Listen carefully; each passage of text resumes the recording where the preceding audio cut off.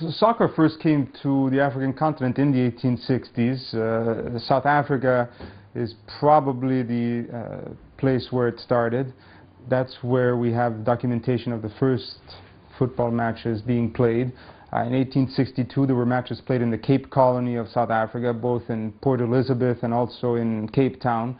1866 we have reports of the game being played in Pietermaritzburg in the colony of Natal, as it was called at the time. Football as a sort of cultural export of European colonialism is similar to what we say about Christianity, in the sense that football, like Christianity, was a part of a package that the Europeans brought with them to the African continent. David Livingstone famously talked about the 3 C's, right? Christianity, commerce, and civilization. For this, fresh graduates from colleges, missionaries, and even public servants hit ocean and sea waters with all waves swinging to the land of the sun, Africa. With them carried 3 very crucial items. The origin of football in Zambia started with the explorer Dr. David Livingstone. It is said that when he came to Zambia, he brought 3 things. 1, the Bible. 2, his medical kit. And 3, a football. To the local Africans, this round bouncing object, later known as a football, was magical. Football was part of this civilizing mission that the Europeans felt they were embarked upon in Africa. Slowly by slowly, they turned up for mass and also literacy classes, only and only to feel the pleasure of kicking a football. By 1890, excitement and anticipation embraced this whole process of civilization, and most definitely Africa had found the love of its life, the passion of football.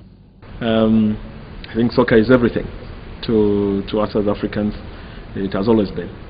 I think that growing up, some of us, we grew up on the street in Kamchanga, in Mofrila, and we used to play all the time.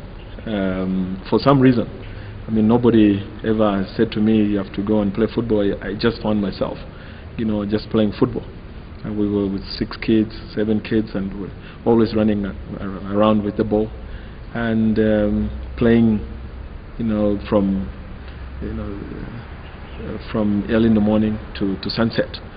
And so it continued gradually. You go in and you start a career without knowing, you know, you're taken from one place to another. And it became very important. It has always occupied me. Well, the passion for football in Africa is a passion born out of love for the game.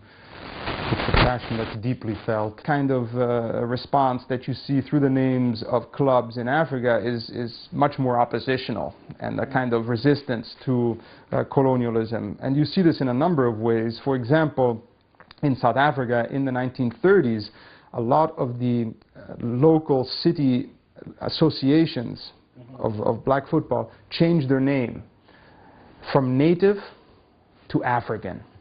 And it's a subtle kind of opposition that's taking place. But what essentially the local football organizers were doing, were saying, we're not natives, we're not kind of savage, backward, uncivilized Africans who just happen to be part of the natural landscape, right? No, we are Africans, we are people, we are human beings, we are nations in the making. They were young, vibrant, disciplined, and fully educated. All they wanted was their country's independences. They snuck into football fields, used football teams to build political teams. And by the early 17th century, Africans were starting to get liberated. Independence not only taught the Africans to organize themselves, but to unite against common goals. Teams and national leagues were founded, and by the mid-17th century, CAF was born. In 1974, a young Zairian side to the eyes of the European, Africa was purely not a competitor, but a chunk of physically fit and systematic athletes, which even lost to the weakest European side. But the African spirit was well showcased in their encounter with Argentina in Italian 1990. Just about time to feel the payoff of this affair. Africa had defeated the former world champions with some of the best to ever kick the football, Diego Armando Maradona. As this is a moment very important, like day in my career, because want to play football in Africa, you want to go to play in Europe. After the Europe, you want to play World Cup. And then I have 3 years playing in France, and then I have chance to play my first World Cup versus Argentine, world champion. I don't have a pressure because I say if Argentine beat Cameroon 4-0, it's normal.